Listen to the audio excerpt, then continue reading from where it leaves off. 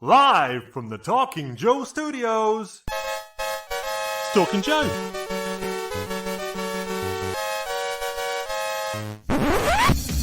Talking Joe is on the air. Hey. Welcome to Talking Joe. It's me, Mark. And today we will be talking to, and from, hopefully, Jamie Sullivan, artist extraordinaire, who is doing wondrous work with his covers for IDW's G.I. Joe series. So we'll be talking to him very shortly. But before we do, let me introduce my co-host who will be helping me. It's Tim. I really want to talk Joe with you. It's a real American Tim. American Tim.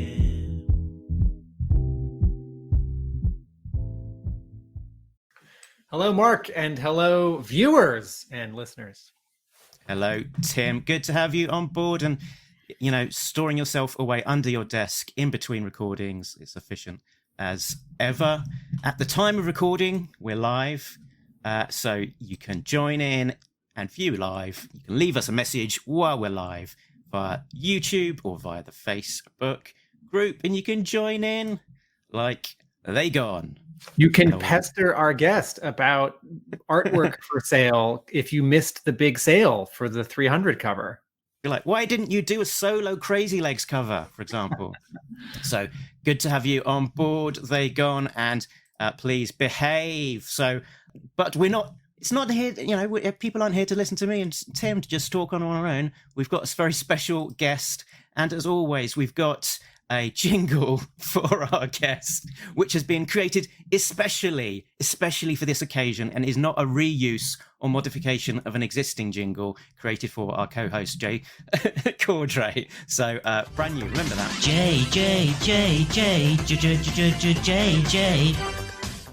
There he is. That was pretty ridiculous.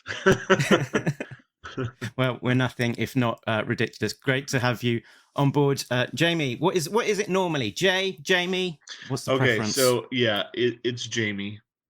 I mean, I use Facebook, Instagram, and Twitter. I use all of them, but Facebook was primarily the social media platform I used. And I wanted something so when I was at shows, people would come up and talk to me. If they called me Jay, then I knew that I only knew them from Facebook. And if they called me Jamie, then I knew that I knew them in real life, and it made it easier for me to remember where, you know, I knew people from. Uh-huh. And so, yeah, everybody, it's really funny because, you know, on my Instagram page, it's Jamie, Twitter, it's Jamie, but on Facebook, it's Jay. And so that it just, everybody allowed a ton of people call me Jay. It's funny. Didn't this happened with J. Scott Campbell when he broke into comics? Yeah, that was his pen name, and fans at conventions would call him that. But sort of his friends back home and his family called him, I think, Scott. Yeah. My buddy lived downstairs from me for many years, and after he moved, I would sometimes get mail for him, and he had this funny middle name. It's like Circus or something, which is not real. And I think he filled out one form once with that, knowing that many years later, sort of this pipeline of junk mail and fundraising would come to this Circus man. Yeah. And it's kind of like that. Growing up, I had one friend that called me Jay, and it's because our other best friend was also named Jamie, and so he called me Jay the entire time growing up. And so it was odd for me because I started doing it maybe like 5 years ago, and it was odd for me. People would, you know, call me that. I didn't answer to it for a long time. I would like, huh? You're talking to me? Okay. Yeah.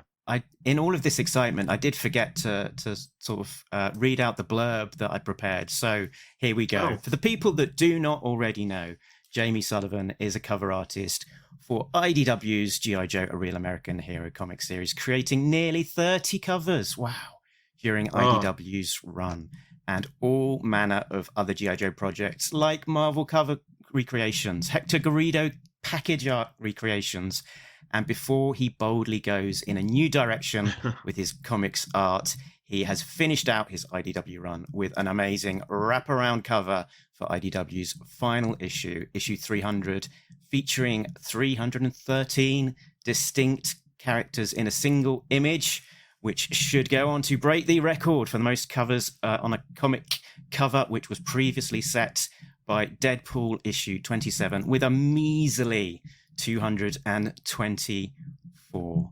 Now, when I was doing the prep for this, what sort of snuck up on me was quite how many covers you've actually done during your time on the run. I was just adding them up and going, crikey, I didn't realize it was nearly that many. It's actually 54. 54? 54 for G.I. Joe. Yeah. Crazy, right? How is Mark so wrong? Or right in a different way? I don't know. I don't know. What are the missing 24 that Are there convention or retailer exclusives? Yeah, there's REs. There's a lot of REs. There's quite a few RIs. There's some that haven't come out yet between now and 300. But yeah, it's 54. I did a sketchbook. I put out a sketchbook a few months back, and it had all of them except for I think 2 in it. But yeah, it was like 54. It's crazy. Cool. It's crazy. But yeah. Let's start with some low hanging fruit. Having drawn so many Joe characters, who's a favorite Joe and a favorite Cobra as a reader or a fan or a collector, and who's a favorite character or two to draw? Okay, so that's a good question, actually. So my favorite G.I. Joe character is Flash. And he's my favorite because he was the first action figure I ever got when I was a little kid. What was that, 1982? And so any opportunity I get to draw him, I love drawing Flash. As far as Cobra characters, I love Firefly. Everybody loves Firefly. He's a lot of fun to draw, except for the camouflage. And I like drawing Zartan a lot too. He's a lot of fun. He's a favorite of mine. Who do I get asked to draw all the time at shows? Snake Eyes. Like Snake Eyes or the Baroness. Probably the top 2 characters I get asked to draw all the time. And Snake Eyes is, it's easy to draw Snake Eyes. So when people come up and they're like, "Hey, can you draw Snake Eyes for me?" I'm like, "Oh yeah, sure," because it takes like 5 minutes. If you're going to ask somebody to draw a character that's like muscle memory to draw, it's that character, because honestly, there's not a lot to him. But yeah, that's who I get asked to draw the most. I've got Snake Eyes there behind me. I don't know if you spotted that from your Wolverine homage print. Oh yeah. Which was one of my favorite pieces from yours, because it's just so spot on in that style. It's just seamless. Thanks. What was it that sort of brought about that cover recreation? So that Wolverine cover for the trade was one of my favorite covers of all time. And Frank Miller, like, his art is like so iconic, but it's so sloppy. And so when you're used to drawing something highly detailed, it's really hard to go in and mimic that. And so I wanted to try and draw that cover and try and draw it like Frank. It's very difficult to do, but it turned out pretty good. Carson Metaxas from 3D Joe's actually owns the original art for that now. It's huge. Yeah. The original art's huge. It's like 24 by 36, I believe. Yeah, I think I saw he did an unboxing video of it. Yeah. And I was like, wow, that's a piece to get. I was impressed with my print, but obviously the original art is something else. And I noticed sort of from you sharing some of the original art on the social media that generally it isn't just the typical kind of Bristol board. It is often an oversized piece of art? Do you prefer that kind of big template to work on? Well, I have to because I am my vision is horrible, like really, really bad. So I'm legally blind in my left eye, and my right eye right now is like 20/60. So I just draw with my right eye, and it helps. And my vision used to be perfect. Diabetes ruined that though, but it really helps being able to draw the detail that I want to do. Mm, Um, mm, but as far as art collectors go, they usually are pretty happy that I have to draw at that size because they get a bigger yeah. bang for their buck because the original art's massive. So my covers are the original art for my covers are actually are 24 by 16. So I don't draw on 11 by 17. It's too small. Mhm. I can't see all the details. So yeah, the original art for my covers is much larger, which is really cool actually. Because when it reduces, you know, with all the detail that I put into it, some of it you can't even see when it's reduced, but it gives it a sense of scale, sometimes a sense of realism, especially when I'm doing Mhm. vehicles. So that helps. Absolutely. There's a lot of things that we can cover from your career, your GI Joe career, and I thought instead of going straight in origin story, I thought let's keep it as present as we can, and let's go in with 300. So that's obviously the big news of the last few weeks. So for Yeah, me, they all are. this is the first I think a lot of people saw hinting at the 300 covers, a giant stack of paper with snake eyes on the front, and that's quite the stack of paper. Do you want to tell us about kind of the origins of the project and how it all came about?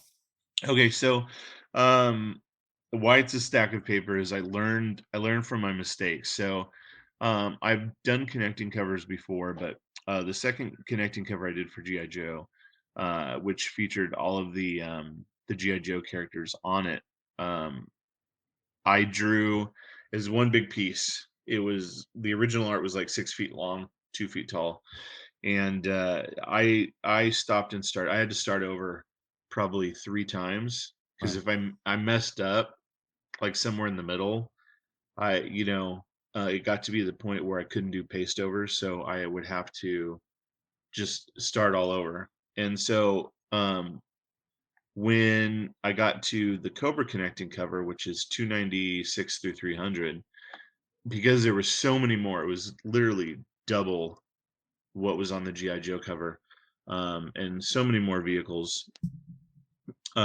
I drew them all individually and then scanned them because I draw Mm, I don't draw anything digitally. I draw it all on pen and paper, and so I scan them and then put them all into the image. And honestly, that made it so much easier because man, if I would have drawn that just from the get go, like right onto the paper, the whole image together, it'd have been an absolute nightmare, and it would have been so much harder than the GI Joe one. So I learned from all my mistakes on those to draw all the characters individually and the planning process of how they would lay out. So I was talking to my editor at San Diego Comic Con. This the not the last one, but the one before, the little short one they did. I think in December, or one of those months. It was an odd little show, but we mm, started talking about the end of the series, and I was like, I really like to break Scott's record, and I have this idea about doing a variant cover with all of the characters on it from the Marvel and the GI Joe run. And so we talked about it for a little bit, and he loved the idea. And so I kind of studied Scott's cover, and I looked at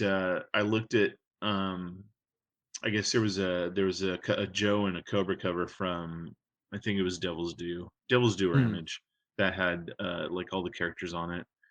And I didn't really want that like static pose of just a bunch of people just standing there. I wanted them all like, like in like it had to tell a story, like there was something happening. So I studied Scott's cover, and there was no way with the size of that logo and the layout that I could fit all the characters that I wanted to in that. And so we came up with the idea. My daughters and I, who my daughters are very talented. One's 17, one's 20. Um, my daughter Audrey actually colored the cover. She does a lot of coloring for IDW. And my youngest daughter built a model out of cardstock of a coliseum. So we could take pictures to kind of get the angle right, so we could see like exactly where we had to angle it from to fit every character into the space that we had. And it turned out pretty good. I mean, the planning and the positioning, a lot of the characters had to move. We had to add in extra rows to kind of to fill in the area. And but it turned out pretty good. But yeah, it was a nightmare. It was a nightmare drawing them all. It took me 3.5 months to draw all of the characters. I was doing, on good days I would do like maybe like 10 a day. There's some days when life gets in the way and you only get 2 or 3 done. But yeah, it was an absolute nightmare. And it wasn't just me doing all the work. My daughter didn't just color them all when they got put on. My daughter colored every color and every character individually. So So every character was colored in full. Honestly, that was probably the easier way, because that way you don't make any mistakes, is like you forget something, or um you know I forgot to color that leg or whatever. So every character was colored before it got put onto the cover. So yeah, she did So she all of did an those awesome legs job. that we don't, all of those legs that we don't see on the cover, Are colored have actually been coloured. and There's drawn. the like. Yeah, Yeah. Let me that go was a full nightmare. screen.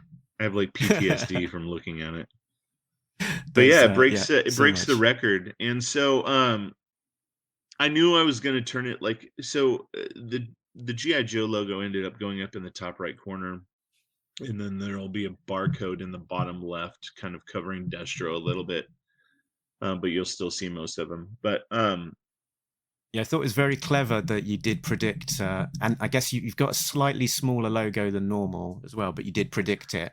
And so yeah, underneath that logo, we're not actually losing anybody. It's kind of what would you call them? yeah, Turrets. If I we were no, if we were they're to chop off Gridiron's head, is anyone going to complain? Really? you would be surprised. Topside. I mean, Bullhorn, right? You would be I surprised. mean, viewers, if you really don't want me to insult Bullhorn right now by suggesting that we cover his head with a logo, chime in, please, in the discussion. Please make it. Well, yeah, I knew where the logos were going to go, because I went to I talked to my editor, and Neil, who handles all the logos at IDW, and I said, Neil look, Utake. yeah, I can't there's no way I can put the regular size logo on this cover. It'll and do it. So what's the absolute smallest that Hasbro will approve? And so Neil really pushed and pushed and pushed and got it. We both fought and got it really small, and Hasbro said, yeah, let's do it. Absolutely. And it was really cool. And then, when I got laid out, I was like, oh, well, I don't really need that much room. So I I ended up moving. I had a little more room than I thought, so I got to actually add some more characters Wow. and a little bit more background. And then I didn't want it to be like one of those things where there's a dead spot on the cover. So I ended up putting like the entrance to the Coliseum, like the little areas where they can walk through into the Coliseum. And then I ended up hiding snake armor in Yeah. the wall. It's kind of an homage to that scene in the original GI Joe animated miniseries from Sunbow, where they're turning in the cave. So, and I'll be honest with you. So this cover will be great for a lot of people, even if GI Joe continues at another publisher. This cover will be great for a lot of people because this cover is the first and only appearance of, I think, 20 or 25 characters that have never been on a GI Joe cover, never been in a GI Joe comic book. And so, yeah, some of them are from the cartoon, some are just toys. So, yeah, it's a first including appearance of some a lot of characters. quite big characters. I think this might be the first appearance of Sergeant Slaughter on a cover. Yeah, I don't know if he ever made it onto a Marvel cover or not, but yeah, it's his first. Yeah, if not, it's his first appearance on a. Okay, they go on expressing surprise that Crazy Legs is in there right next to Fast Straw. But yeah, almost everyone is there. Almost everyone. Yeah, it's kind of like we've got a curtain call at the end of play where all the characters dead or not come out and like, hey, their last hurrah, on the cover. So there's nobody dead on the on the last two connecting covers I did, the GI Joe one.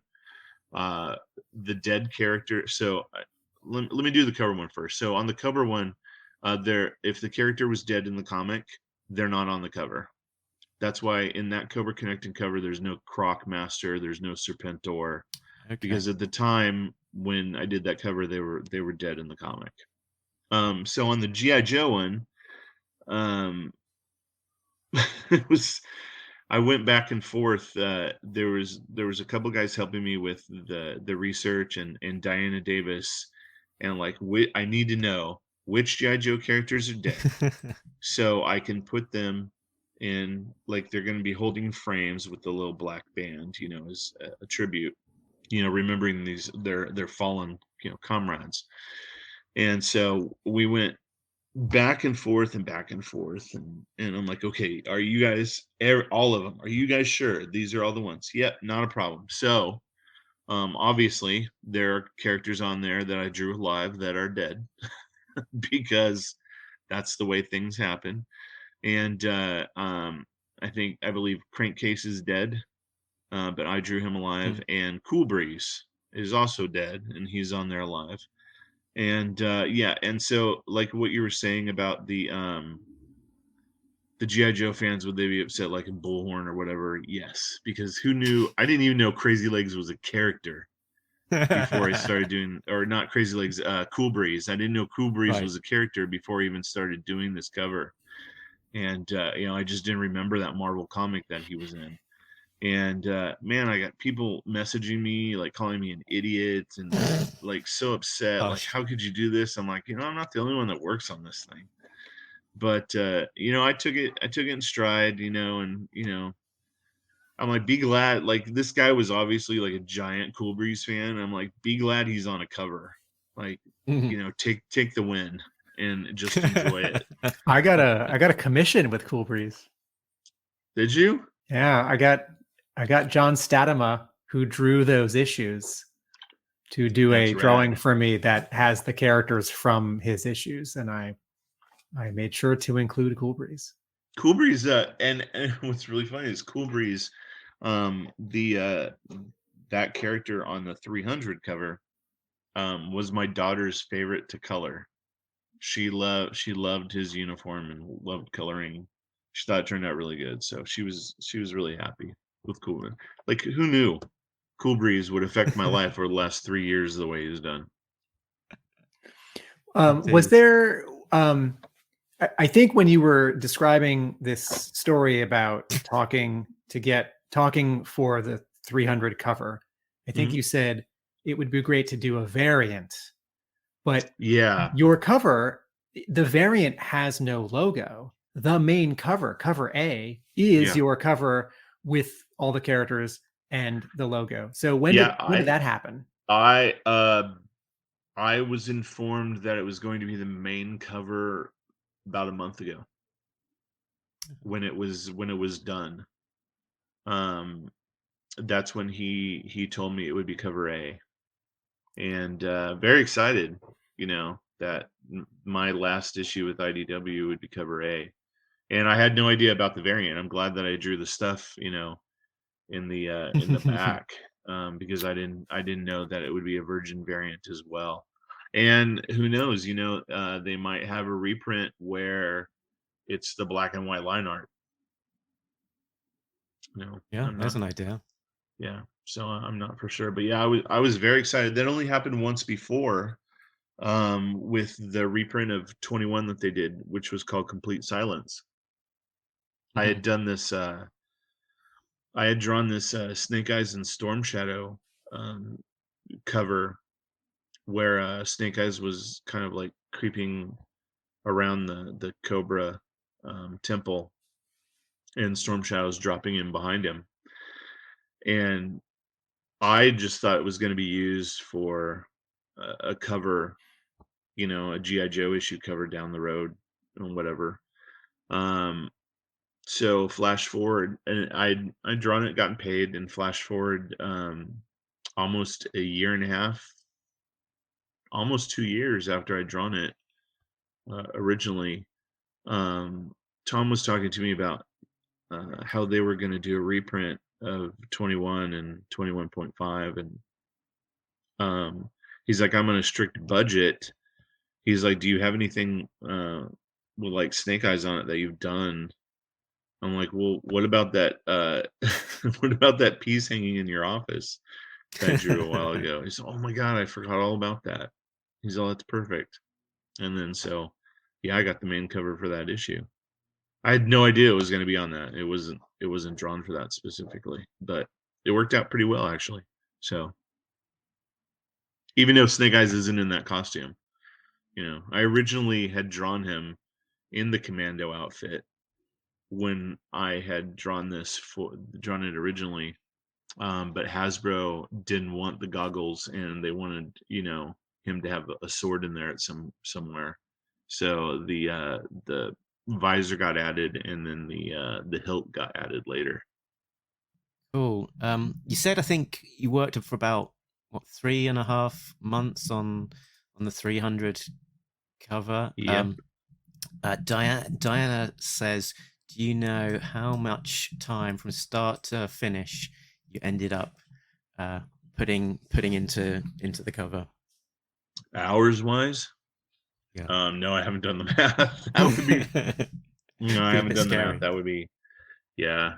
Compare it like my hourly wage would be um probably 35-40 cents an hour, maybe, if that. um it was a long time, but I mean, that's it. I took it upon myself. I'm the one that volunteered to do it. I'm the one that had the idea. So um you know i don't have any I don't have any problem with how long it took, or I'm just happy Jamie, they let me do it. tell us about selling the art. Oh, that was a nightmare too. I That thought was, thought that was a nice softball I was lobbing you. oh yeah, oh man, people were vicious during that sale. Can you I thought I was explain doing it? something really cool. So Can you yeah, for so people who don't know? since all of the okay, it started off with I, like a lot of people, love original cover art, but I can't always afford it. Most of the time I can't afford it. And so I thought it would be a good idea, since I drew them all individually. I thought it'd be a really cool idea to auction off all. There was like 316 pieces total. I thought it would be a good idea to auction off every single one individually and make it affordable, that a ton of Joe fans could own a piece of this cover. So I was like, I'll make a certificate of authenticity. I'll print up a little photo of that character's exact position on the cover, so you can see how it's the original art.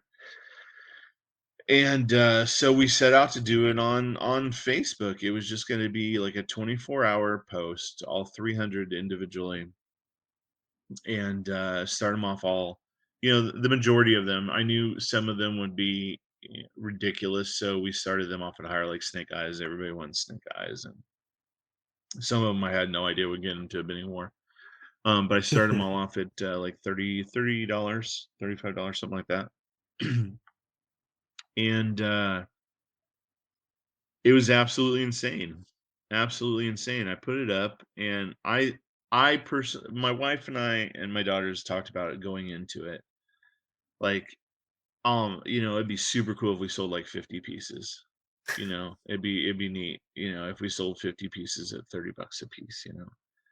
And next thing I know, it was just there were like 1,000 comments and tons of people sending me friend requests, people I'd never even heard of sending me friend, because my Facebook page is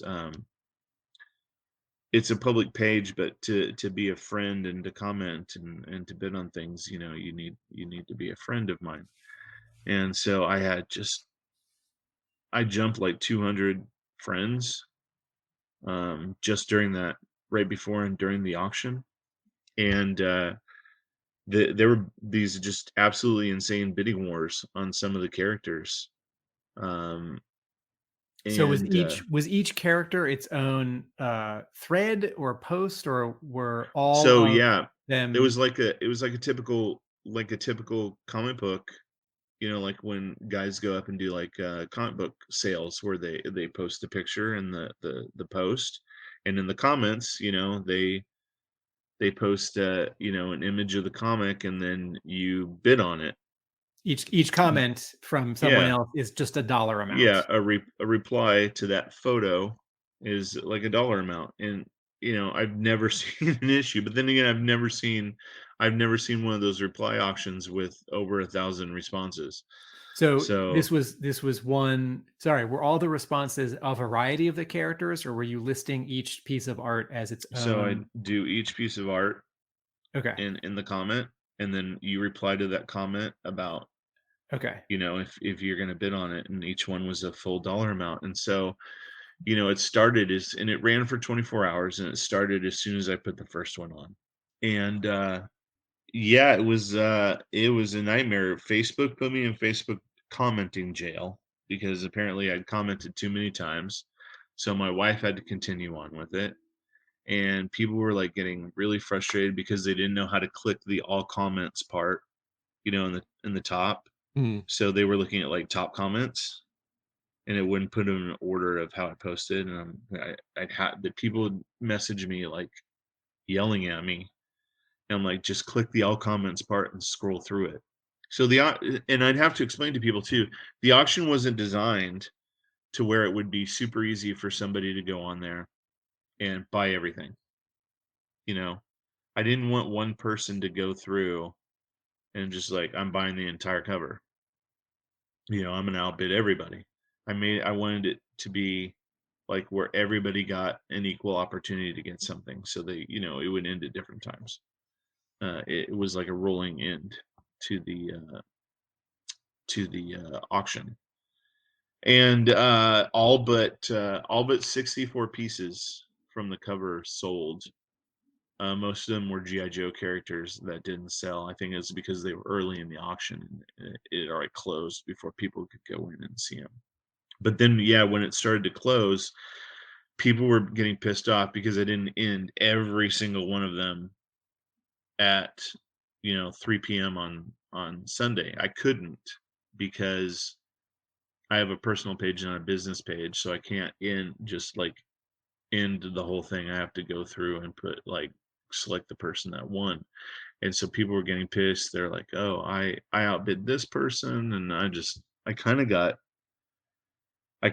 fed up with it. And I was like, look, I'm trying to do like a nice thing for everybody, and you guys are making it really difficult to be like cool about all of this. And I was like, if you guys want, and finally I was like, if you got a problem, I can cancel your bid right now.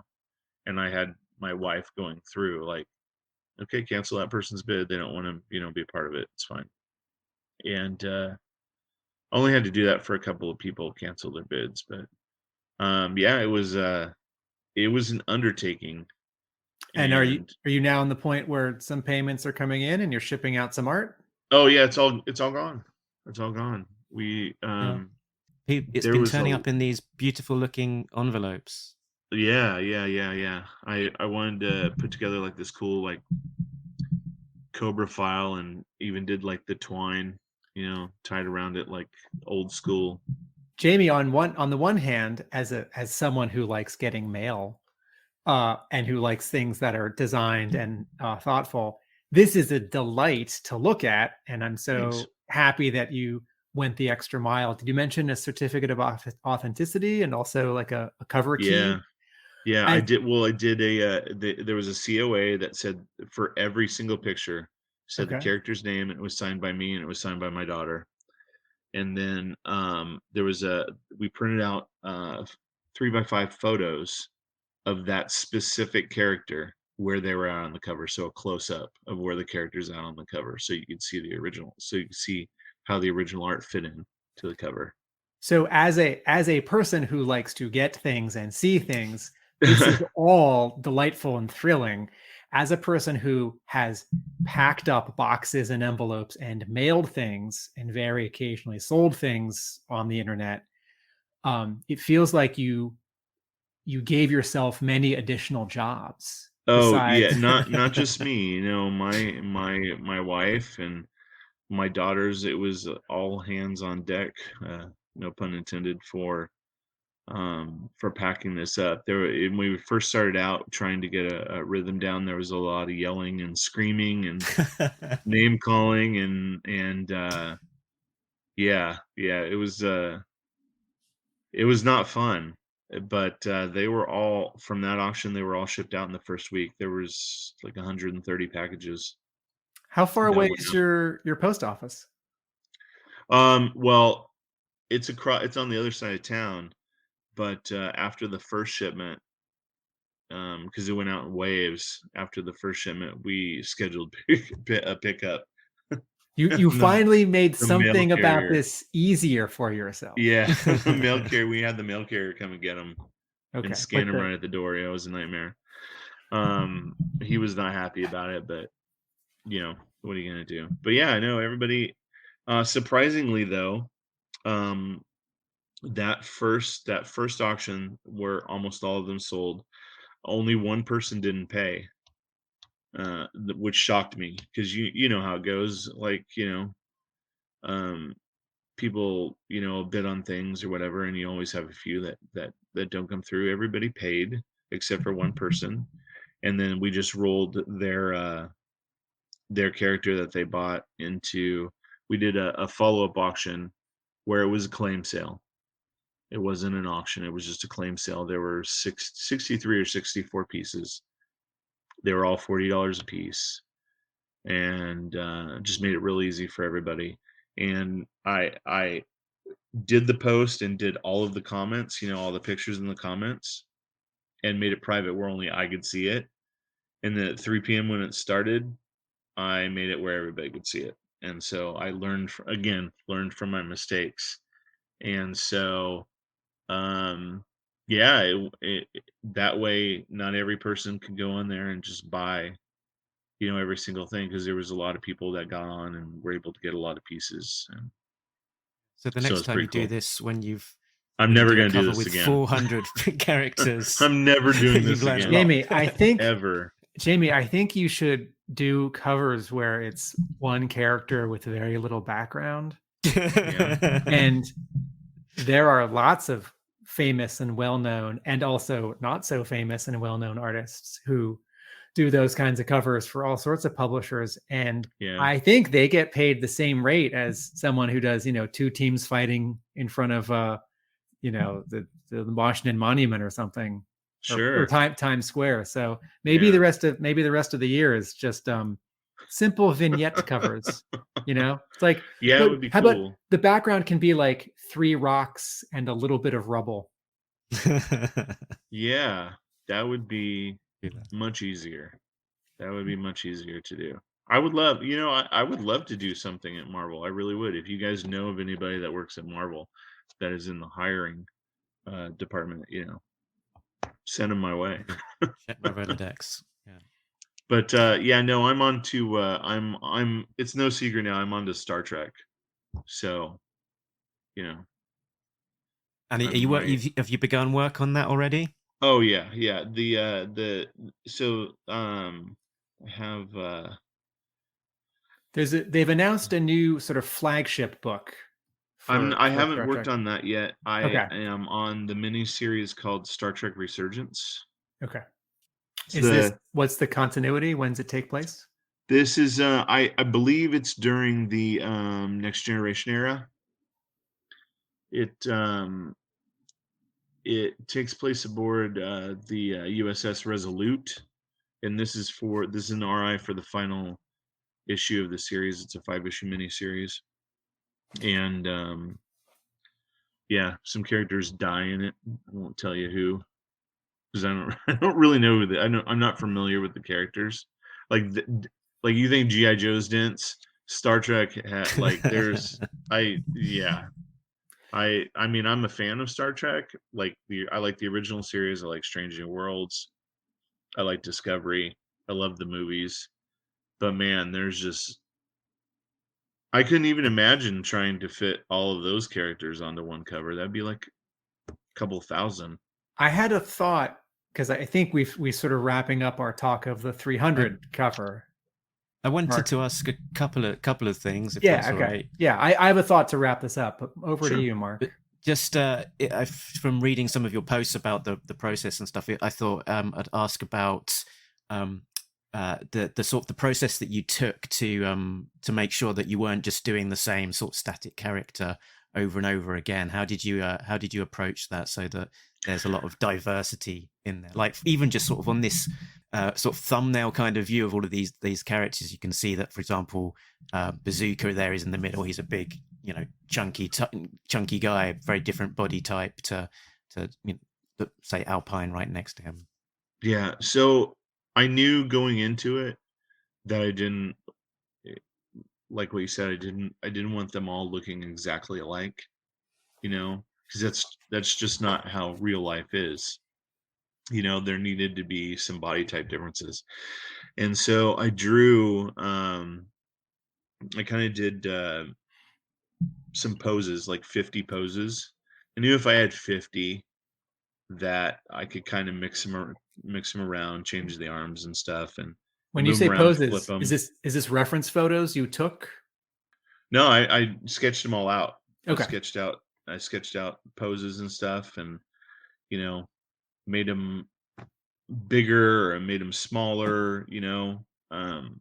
Some of them are homages to Sergeant Slaughter is an homage to how he appeared in That's the Russ Heath model sheet from the the Sumbo model sheet. from the cartoon. I wanted to. There was an opportunity to pay tribute to some artists who had worked on GI Joe before, and there's a couple of poses in there that were distinctly Mike Bosberg. There's a couple of Herb Trimpe body types. Yeah, so they'd come from different places like that, and so I laid them all out and then decided like which characters are going to get what, Mhm. and that really helped. Doing that ahead of time really helped, like the insanity of like, did I draw this on this character before? And trying to make sure that they weren't like, if they had similar body poses, they weren't standing right next to each other. It's kind of like, so like, the ones I was talking about, I think they were Devil's Due.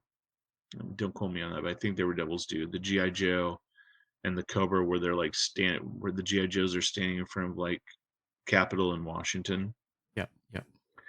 They're all exactly the same body type and exactly like the same pose, and I didn't want that. I thought it was, for this many characters, I thought it would be uninteresting, and really wouldn't tell a story, because if these guys are like filing in to a coliseum and the fight's just starting down below, the closer you got to it, the more active and energetic, they would look, like they're getting ready to get into the fight. And then the people at the top are kind of just coming in. So their pose is a little more static, like what's going on, what do we do? And so that's why it kind of goes from where there's a lot going on at the bottom where they're really active, to they're more static at the top. Jamie, is this a Photoshop file with 340 layers? Oh God, no. There's the file. Oh, because of colors. Is this a Photoshop Yeah, file with 700 layers? the file had, I think, 3,800 layers. Yeah, it was massive. It's over a gig or almost 2 gigs. I had a question for the poses that for a few characters they're tooled up, like Torpedo there. He's got the pistol, against the fist fight in the front. Did you ever think about the weapons, the accessories that might feature in the No, art? because I knew going into it that a lot of them you wouldn't be able to see unless they were specifically holding up a gun. I knew that you wouldn't be able to see it. It would be too much. Just absolutely too much. How do I explain it to you? It's hard when you're putting it together to figure out a pose where the weapon, like in this instance, where the pose makes sense, holding the weapon out, where it's not going to hide another character. So even with Torpedo and Cutter, and when you're putting that pose together and their arms are up, you have to think, where do I position them so their arms don't hide somebody that's right next to them? So a lot of times their guns would be holstered or on their backs. That's the only way to do it, and cram this much stuff into the cover, And the thought that occurred to me just a few seconds after finding out all of the details of all of this was, you've got a comprehensive sort of catalog of all of these characters. Mm-hmm. What a great opportunity! You've like an order of battle, just have a page per character. Do you think something like that might ever happen? Did you talk about maybe a coloring book? I did. So we're trying to figure out. So the problem, I want to do a coloring book. Somebody mentioned it, but my daughter and I and my wife had already talked about doing a coloring book before. With this, it would require just doing. It'd probably draw about maybe 20 or 30 backgrounds. That's it. And then, some of the characters would share backgrounds. We'd just make sure that they weren't like right next to each other. So we have a couple of companies that print that stuff, but we're trying to, it can be cost prohibitive. So we're trying to figure out, like, do we print just one coloring book that has all the characters in it, or do we do a G.I. Joe coloring book and a Cobra coloring book?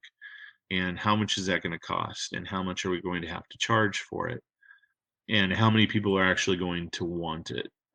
That's where the problem is. And I don't want to do a Kickstarter. I don't have any desire to do that. I'd rather just find out how many people really want it, and then just order them and ship them. Based on that.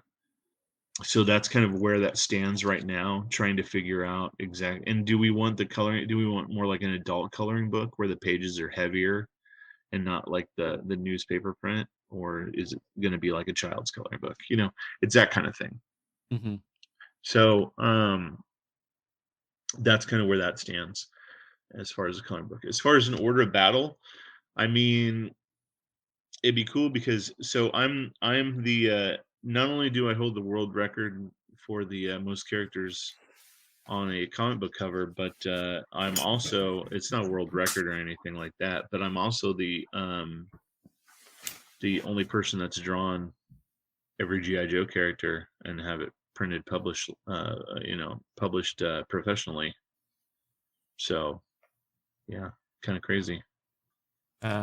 Diana says, and I don't know if she means a print of this cover, which I'm assuming that you will do at some point, but would a print be cheaper than a book to make? Maybe like a big print, I guess, of every single character. There's one behind me that we did. I don't know if you can see it.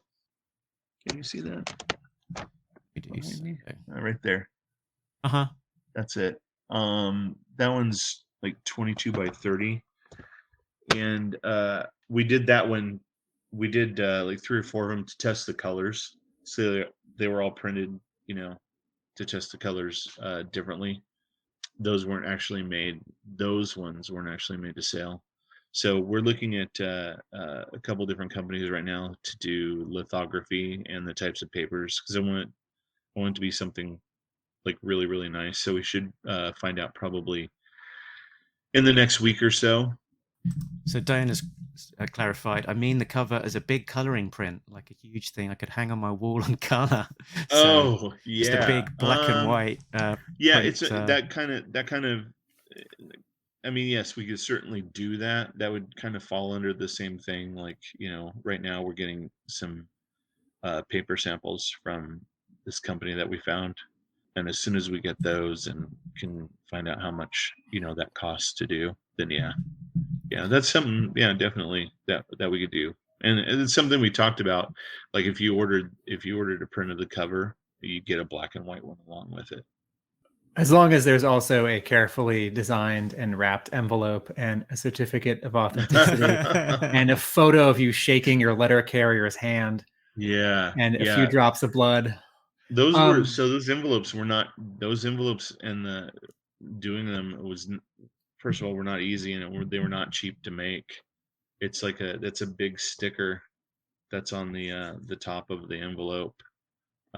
So it actually cost quite a bit to print those for everybody, a lot more than we thought it would, but we had already decided on doing it beforehand, so we ate the cost. So I had a thought about this cover and your Herculean, not just task, but tasks in concepting it and drawing it and getting it out. It's stressful to talk about, or you sort of brought back to the stress of living through, the months of drawing it and the week or weeks of selling it and such. I can imagine in some months or years, you will be working on other things, and the memory of working on this will have very much diminished, and it'll sort of just be like a little nugget, like a little sort of truncated abbreviation of, like, Facebook and that week.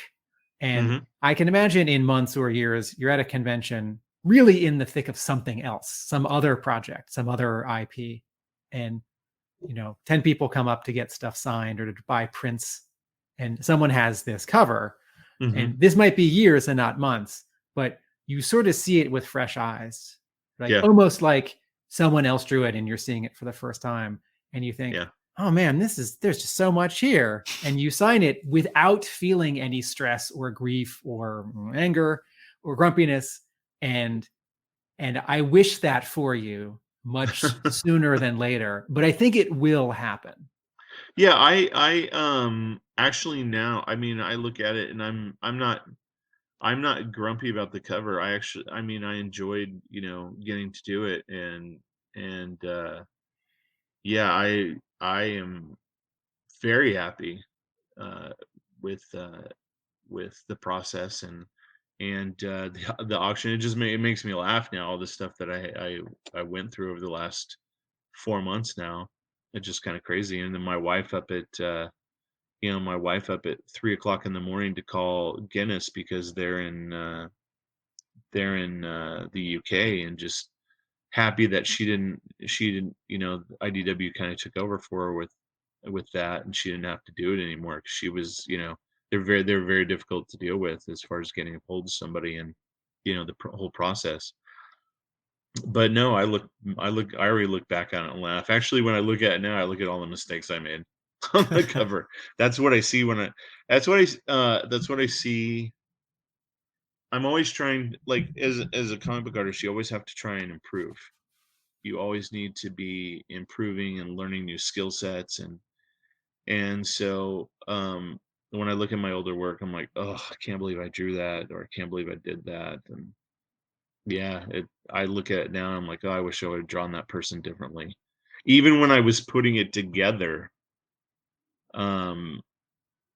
because I went in order. So I drew all of the Joes first, and then I drew all of the Cobra characters second. But within each of those, alphabetically? no, I went in by order of the year they came out. That's why if you look at the cover from bottom to top, they're except for obviously Duke, they're in there from the order that they came out as toys. The newer they are, the further up they get. I mean, there's obviously some you have to put all of the October Guard together. So they're at the top. You have to put all of the Renegades together, even though they didn't. Sergeant Slaughter came out well before them, Right. but you have to keep them together. Even all of Battle Force 2000 didn't come out the same time. Yeah. So, but they're all together. But yeah, that's the order I drew them in. And when I was putting it together, I was like, God, I wish I drew that. And I'm like, no, just I gotta live with what I did. Which character were you surprised by the most? I noticed that a lot of people asked the same question, which was, who are these freaky looking characters up in the top left-hand They're corner? from the Snake Eyes trilogy. That's where bondage gear. That's where his version 3 costume comes from. Come on, everyone. Mark Bright penciled that issue. First page of 95. Come on. Yeah, they're the Pain Brothers. They are the Cobra torture specialists. And that, that's another mistake I made. There was apparently a third one that I didn't put in there. And that's my fault. And the guys that were helping me research it, it's their fault too for not catching it. Yeah, I think he was the one wearing like the top of the costume and nothing underneath. He looked like a Starbucks barista. He had like a top knot. There was one with long hair, wasn't there? Yeah, that's the one I forgot to put in. So yeah. Well, there's my cat. Was there a couple? My cat is trying to get up on the computer, so I apologize for that. Her name's Zoe, but we should have named her FOMO because she, like, if something's going on, she has to be right there in the thick of it. So apologize. Was there a character that you particularly enjoyed sort of discovering or drawing for the first time that maybe wasn't really on your radar before? Yeah, some of the newer ones. And my wife just took the cat. It's pretty funny. Some of the ones that came out later, because when I was a kid, I stopped collecting around 89, and so it was it was fun to draw some of those characters, and then some of the newer characters that were created for the IDW series. I had never drawn those before, like Sherlock and Malto. Group there. Yeah, and then I also added the Wiper from that famous G.I. Joe episode. So I was pretty happy to be able to get those put in there. Yeah, I even got all of the animals in there. Polly is the only one that's on the actual main thick of the cover with Shipwreck, but all the rest of them are at the top. I got cool. Order and Law, or Order and Junkyard and Freedom and Max and Fiona. Fiona's up there. the crocodile. Yeah, so it was a lot of fun. Cool. Let's jump on to one of the projects that you did before this one then, which was the anniversary issue. There we go. The silent interlude recreation, which was a really interesting project to see. And we had some of we were able to do a show with some of the creators talking about their specific page and how they created it. What I noticed doing my research for this is it's not the first time you've interacted with this project, because you did the complete silence cover, but then you've also sort of recreated the original Ed Hannigan, Klaus Janson cover as well, by looks at it a few times. So an issue and a cover that already resonating with you quite a lot. Yeah, I don't do those anymore. I got commissioned to do them quite a few times, and each time I tried to do it a little different: watercolor, acrylic, just the black and white lines. It's just at some point you're like, I don't want to do this anymore. And so yeah, no more commissions for those. Thank God. But my page, no. So I penciled it, and my daughter Audrey inked it, and the colors came out kind of dark. I was surprised at how like dark they came out in the issue, but that's always kind of been a problem with the printing company that IDW uses. Sometimes my covers have come out way darker than they're supposed to be, and that's kind of one of them right there. But I just wanted to do something kind of like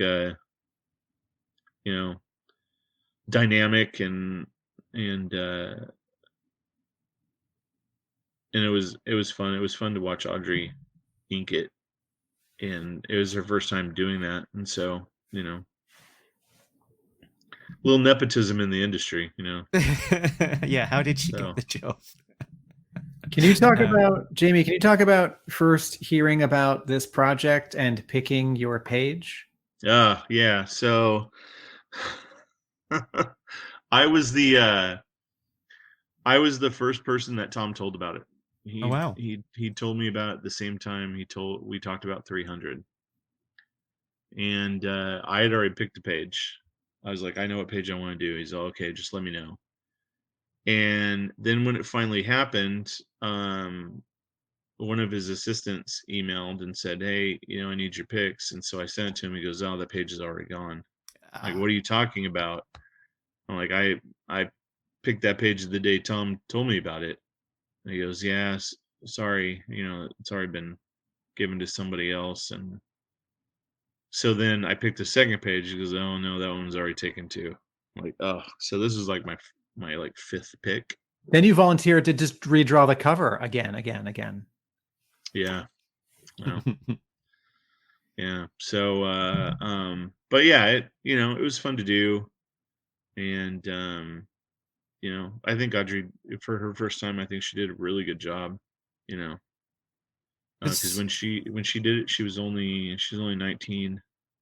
So what Yeah, I was going to say, a lot of people, when they were sort of faced with this, this task of sort of creating a page inspired by the original, they're kind of like, how close do I try and skew to the original versus doing something different? And your page was probably on the further end of trying to do something different to the original, and not just trying to just recreate exactly what I wanted to go even further with being different. And then they told me that it needed to be like exactly, almost exactly like the original, have the original feel.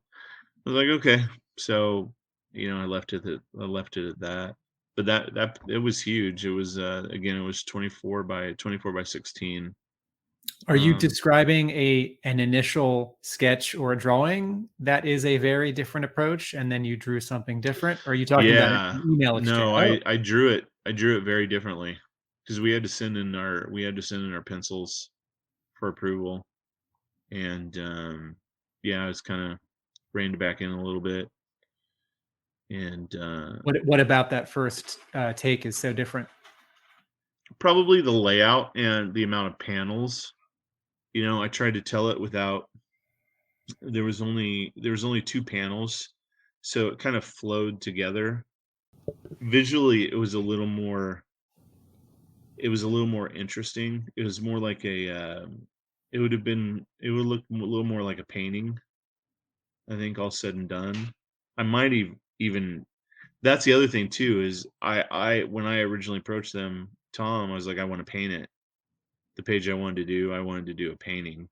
And then because of what they wanted when all was said and done, because everybody's like work was so different, they wanted all the color. They wanted one colorist throughout the book, so the color palette would be the same throughout the entire book. And so the painting idea was out the window. And so that's kind of what sparked the change.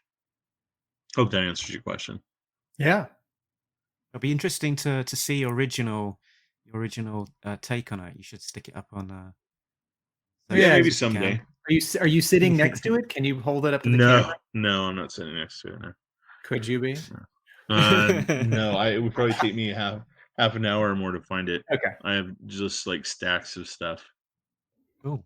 So actually, let's take this as a segue to go sort of back into the history of the things. Then that this is recreating issue 21, which dates back to close to the beginning of the Marvel era of G.I. Joe. Where did you first encounter G.I. Joe in the comics, the toys, the cartoon, and what did it has it seems from your the amount of work that you've done on the brand, it must have really resonated at the time. Oh yeah, I've been a fan of G.I. Joe, Real American Hero, since '82 when it came out. Like I said, my first figure was Flash. My second one was I got Flash, and I got the Jump Jet pack, and then I got Breaker and the Ram Cycle. My last figure from that first wave was Scarlet, because I just couldn't find her anywhere when I was a kid.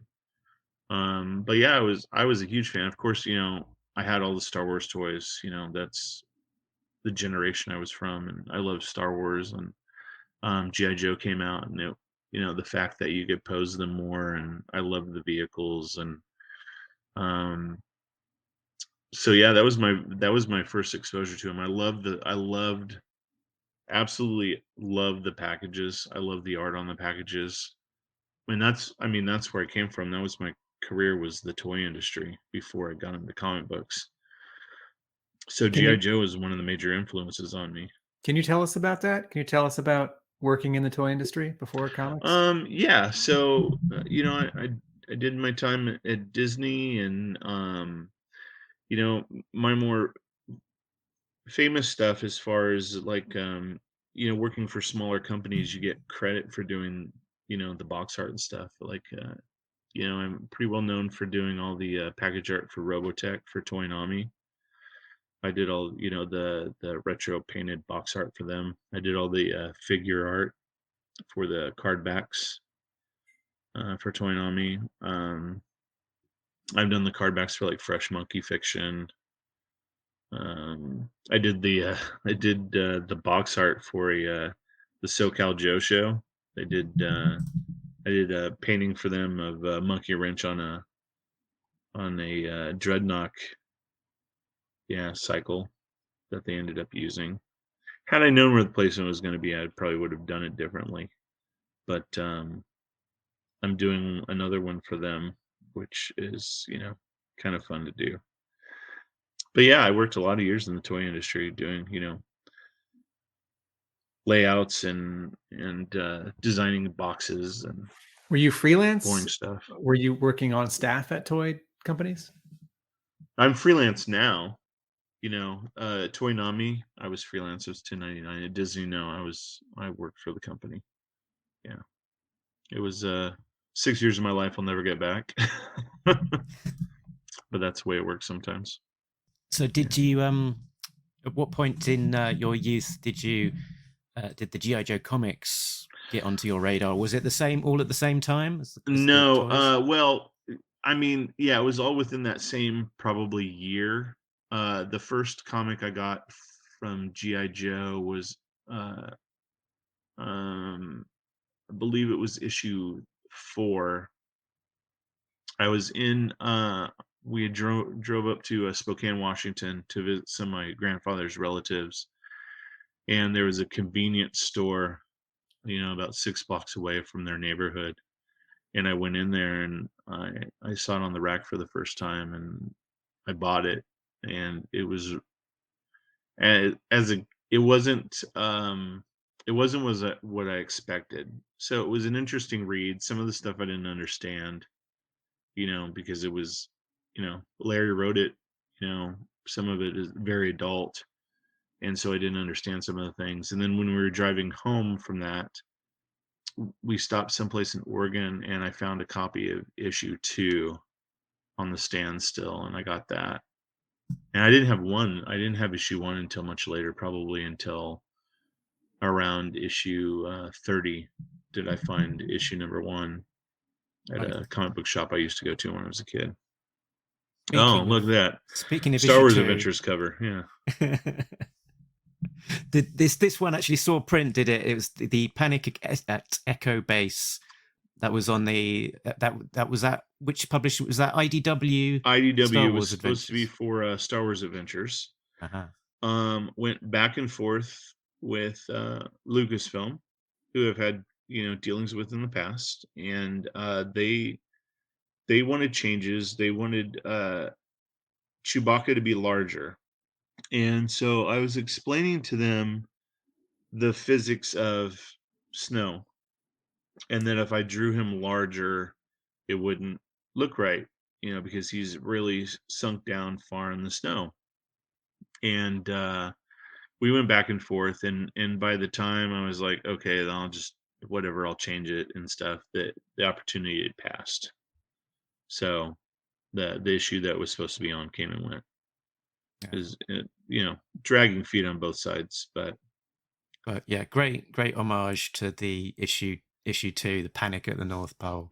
thanks. Yeah, very pitch perfect. Really like that one. Yeah.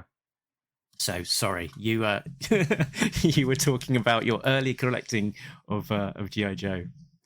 Yeah, and that's kind of that's where it started. The little town that I grew up in Northern California, we had like a little like a 5 and dime shop, like a mom and pop, and it was called Anderson's, and it was just down the street from my grandfather's barber shop, and so I would go down and get comic books, but there was also another guy. There was a guy who lived in town that collected comic books also, and so my grandfather would buy comic books for the barbershop to sit on the rack, so when people were waiting they could read them, and then I bought them for me, and then this other guy in town bought them because he collected comic books, and so it was kind of like whoever could get there first got them, because they had one copy of each. They get a box in, and it was random stuff, and so yeah, it was I got a lot of the DC comics because he bought mostly Marvel, and occasionally I get a G.I. Joe comic book. But there were times when I get X-Men, and I'd find out that he got really upset because I buy the X-Men comics, because that's one of the things he collected. So, When did you discover your first comic book store, or when did you have a regular comic book store? Oh, I didn't see an actual comic book shop until I was in my late teens, probably my mid-teens. I got a job sorting back issue bins and repricing stuff at this comic book shop called Game Warden in Yuba City, California, when I was 15 years old, and that was my first exposure to actual like working in a comic book shop. I'd gone to there was a comic book shop when I was younger, but it was further away. It was in the Sacramento area, and it was called Comics and Comics, and I would go there. My mom would take me, and she'd go do shopping and stuff and just drop me off, and I'd go in there. I'd be in there for hours and I didn't care. And I'd buy comics like Grindel, like where it was, rated for mature, but the guys behind the counter didn't give shit. They didn't care. And I thought I was getting away with something, because there was nudity in some of those, and man, that was like the coolest thing ever. Was other kids would be like, oh, I had some of my dad's beer, and I'm like, did you see this comic book I got? I was more excited about that than anything else. And yeah, those two places, Comics and Comics, and working at the Game Warden, were what kind of solidified my love for the medium, and yeah, no turning back after that point. So what was the trajectory from there to, I guess, your first cover for GI Joe? What are the connecting dots? So I had worked for Disney, and then I left there, and then I went to work for Hot Topic, and I was like, Hot Topic, while it was a good company, it was a good experience. The only two people there that were, or the only three people there that were older than me, were a woman that worked in payroll, another woman that worked in buying, and the president of the company. And so, I talked to my wife. I was like, I want to open up a comic book store. And so while I was working at Hot Topic, um, we went about going through the process, and we opened up a shop in the town that we were living in at the time, and we stayed open for about 6.5 years. And while I was there, I'd already known a lot of people in the industry from, being a regular at San Diego Comic-Con, and just the people that I knew from what I had done for a living. And I met Tom and a few other people that worked at IDW, because our shop was so close to their home office and where they lived. We'd get them up for signings all the time. And so we were a huge supporter of IDW. Well, the shop had closed, and about a year later, I ran into Tom at San Diego Comic-Con. He was like, "Hey, you can draw, right? You used to draw, right?" And I was like, "Yeah, I did it for a living, before and while we had the shop open." And he's like, "Well, I'm taking over as editor on GI Joe, and I always remember you saying that you know the brand really well." And I was like, "Yeah, I mean, I know all the toys and the characters, and I buy the comic from IDW." And he's like, "Would you be interested in working on it, and like doing covers or maybe interiors?" And I was like, "Yeah, I'll try out, do a cover or something." And so he gave me exactly what he wanted. Like, this is what I'm thinking of, and that's what I drew. And man, I got ripped apart by people, just left and right. They're like the Arashikage symbol isn't the exact size it should be. And I was trying to make the plane look realistic, so I used a warthog for the Rattler, and they're like, "No, that's not what a Rattler looks like." And they're like, Zartan, looks too effeminate. And then my argument for that was like, how do you know what Zartan really looks like at all? And the one thing, the biggest glaring mistake is nobody said anything about on that cover was because of how it was positioned. The monocle is on the wrong eye on Dr. Mindbender, but nobody said a word about that. And so I told Tom, I was like, "Well, I guess I'm never working on GI Joe again." He's all, "Don't listen to those people. It's just a comic book. You're gonna be fine." And then he's like, "I got an idea." He goes, "Think about what it was like playing with the toys in your backyard as a kid, and like what you imagined and stuff." And he's like, "I like you to do a 5-issue run of like the vehicles and the figures, like how you imagined what it was like playing with those when you were a kid." And I was like, "Okay." And so that's when I did 256, which was like one of their best-selling RI covers ever.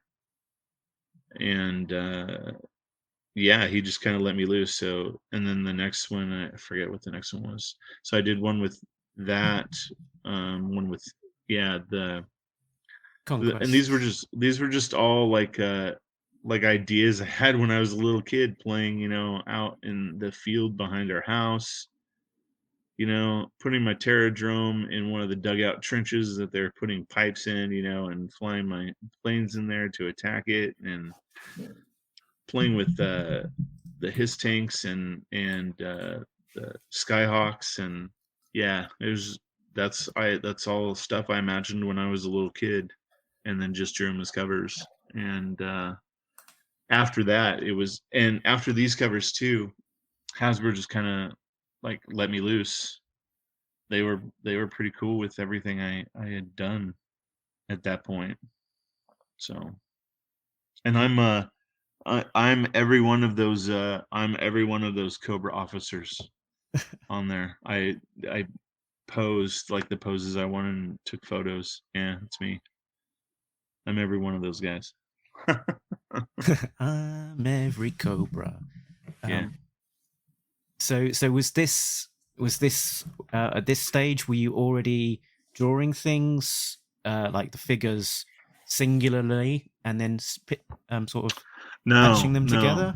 Mm-mm. I only did those for. I only did that for the Cobra Connect and Cover in 300. The only time this one is the only one where they kind of wanted they felt like the area down by the his tank was kind of empty, so I drew another Cobra character and put it in. Yeah, I noticed that in your original pencils there, you kind of got that kind of area in the bottom right hand corner that's crying out for another Cobra officer to go in there. So Yeah. that's what you did. So that's a paste over, but yeah. And when you're getting all of the angles on these vehicles, particularly for these covers where it was more vehicle focused, was that using your personal toys and sort of positioning them and taking photos? Yeah. To figure it out. Yeah. So using the toys is great, and yeah, they come in really handy for getting angles, but you kind of have to play around with the size because they're not really, the his tank is not very menacing at the size that it is. And so the easiest way to play around with scale with that is changing the size of the guns, making them a little smaller, and then making, the people sitting in the tanks, especially the ones in the turrets, a little smaller. And it gives the his tanks a little more scale. But there's another so I have such a love for Sunbow. There's a little homage to Sunbow. That's the Cobra Temple in there from the Sunbow cartoon, which Larry Houston was just tickled that I put something like that in there. For our listeners, Larry Houston co-wrote an episode, storyboarded a bunch of episodes, and was a producer on the show. Worked on the animated movie, and he's active on Facebook. Yeah, I've gotten to be good friends with Larry and Mike Vosberg. Mike Vosberg was a huge inspiration for me as a child. The stuff he worked on.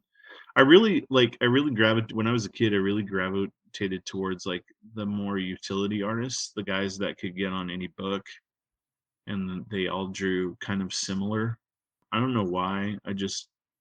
Maybe it was the array of stuff that they worked on. Like, there was one artist that was known for one book, but then there were these guys who just worked on a ton of different stuff, and I always thought that was cooler.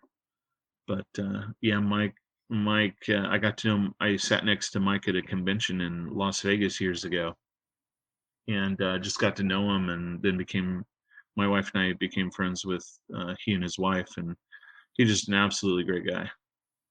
Do you live near Larry Houston and Vosberg in California? Yeah. We live about 45 minutes north of San Diego. Mike lives closer to LA, and then Larry lives close to he lives north of there. He lives up near like the Simi Valley area. So yeah, I'm not far. Yeah, this one after this one, everything was a breeze with Hasbro. So this one, we went back and forth about like. So at first glance, Hasbro kind of thought they were committing like domestic terrorism. So I on the fly I had to make up this story where they were escaping from extensive enterprises, and firefight ensued, and like Tunnel Rat got Scarlet and Duke out, brought a couple of jump jetpacks and got them out and stuff, and they bought it because originally they were blowing up the extensive enterprises building. But they bought it, and so they were happy with it. But then the real problem started. They wanted to know why I put this red patch on Duke's uniform that, said, had the little AT logo, was the Adventure Team logo.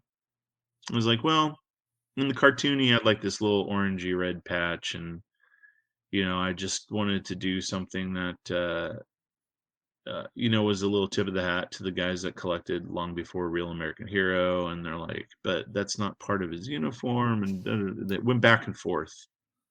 And finally I said, look, when it reduces, you won't even be able to see it. And they're like, okay, that's whatever, that's fine. And you can still see it obviously on the cover. But yeah, that was the one. After that, they were really cool with me, and they just kind of let me do whatever. They didn't really. The approval process was fast. Like I hear back minutes, like 10 minutes afterward. Oh, wow. After they sent it in.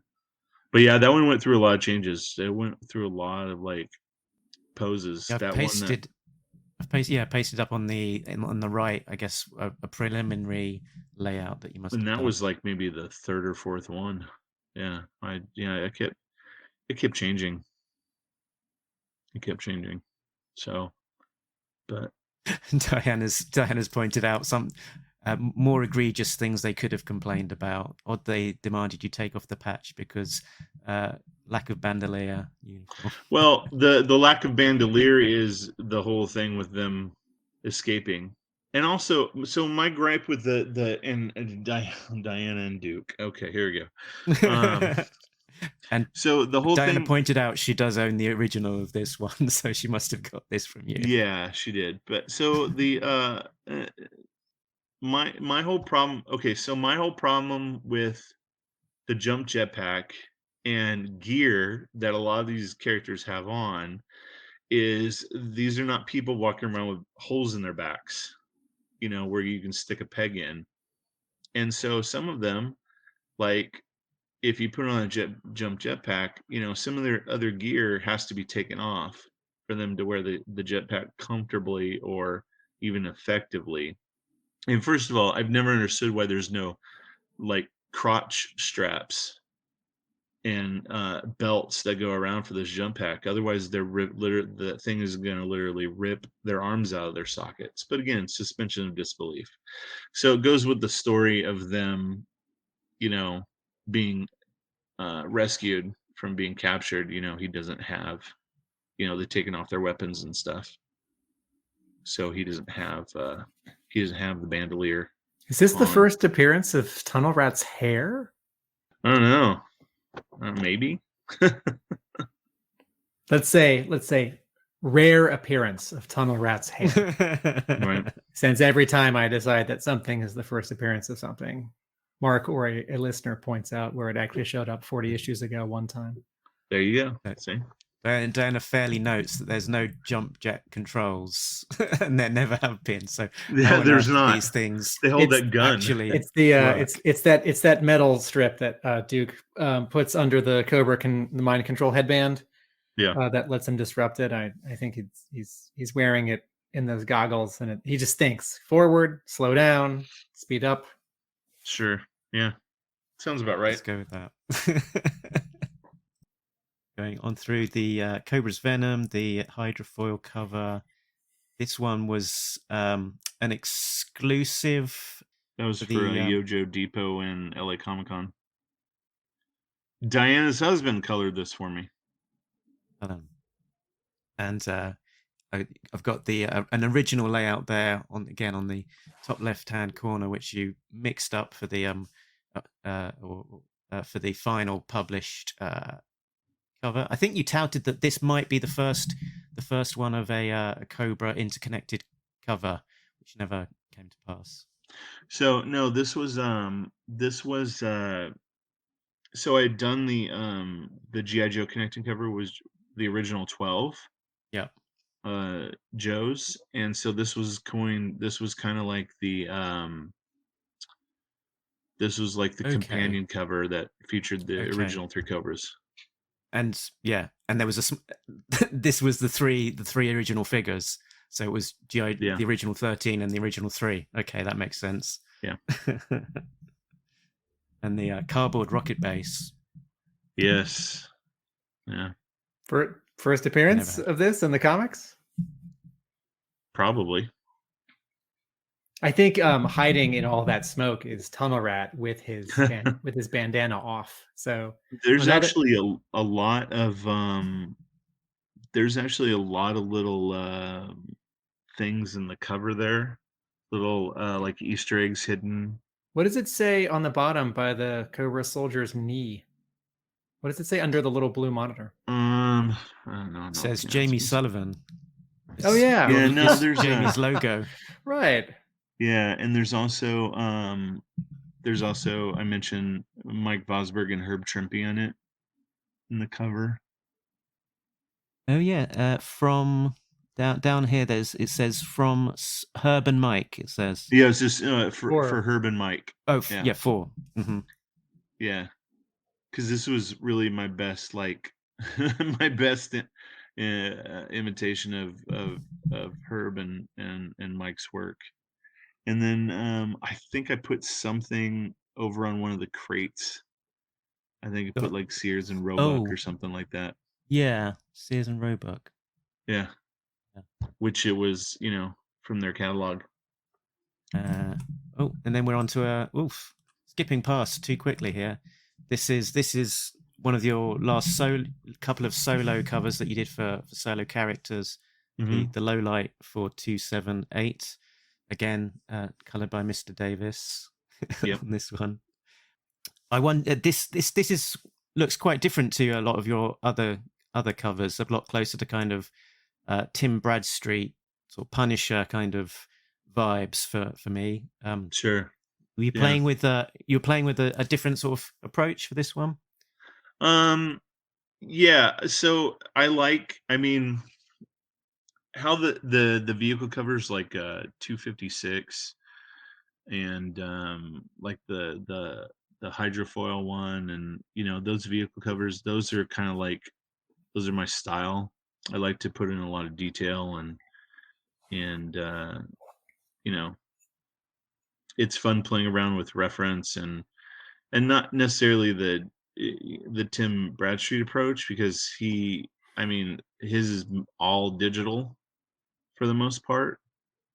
I like to fool around with the stuff on paper, like literally, get down and add all the details in with pen and ink and play around with the positioning and adding my own things but yeah, I like this style a lot. I think it's a lot of fun. Again, this is one where IDW printed it really dark. The blood splatter you see up near Lowlight's head, that was an accident.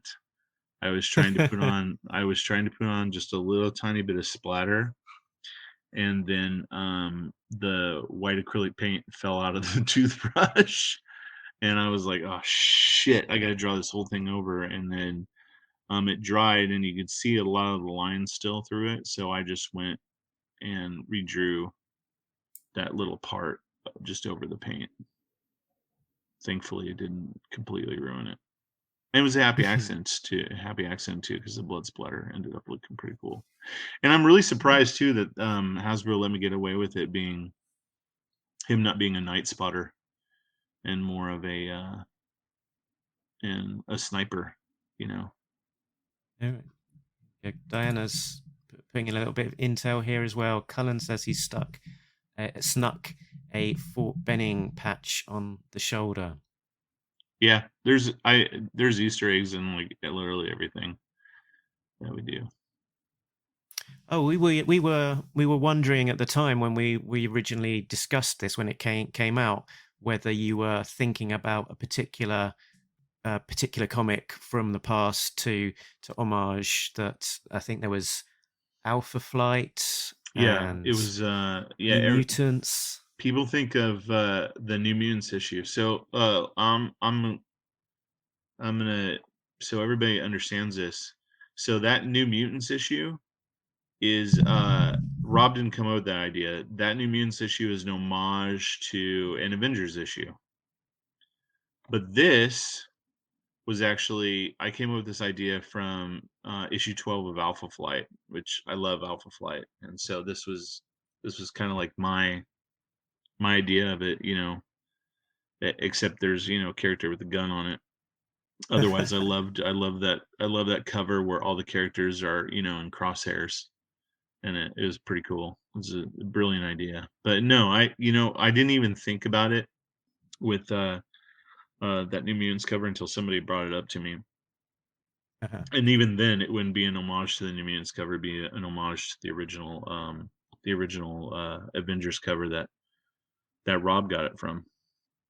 Yeah, I love that cover. I'm a huge John Byrne fan. But if you want to school people, you should put up that New Mutants cover and then the Avengers cover he got it from, because like even the hands on some of the characters are exactly the same in the exactly the same position. And yeah, pretty interesting stuff. So the next one we had up, which is the last of your sort of solo covers, was the Firefly one with the exploding satellite dish. And again, sort of doing the research for this one, I sort of see that you kind of had the germ of the idea a little bit earlier. Yeah. And then the final cover sort of moved that on to a kind of a different pose entirely. Yeah. So you end up drawing, you draw something. It actually went through more iterations than that. You end up drawing something and you're like, oh, I don't like that pose, or I don't like the angle that it's at. It doesn't really look right, and so it changes. And then eventually I did a cosplayer that I know, his name's Eric Klusterman. He's a big Joe fan. He posed as Firefly for me, and didn't have that gun, and some of the stuff on his suit was a little different that I had to change. But yeah, I wanted the cover to tell a story, and I think the final was much better. Cool. And yeah, do you always have a story in mind? What was the story for this one? I see that on the original one you've got a Fort Wadsworth sign. Yeah, he was sneaking into the installation to blow up, their transmission tower and do some sabotage.